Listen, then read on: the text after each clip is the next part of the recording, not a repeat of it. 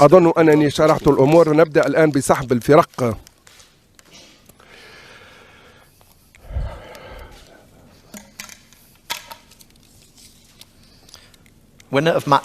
الفائز في المباراة الأولى إذن هو الفريق الأول المسحوب، وسوف نسحب الآن كرة من الوعاء الثاني.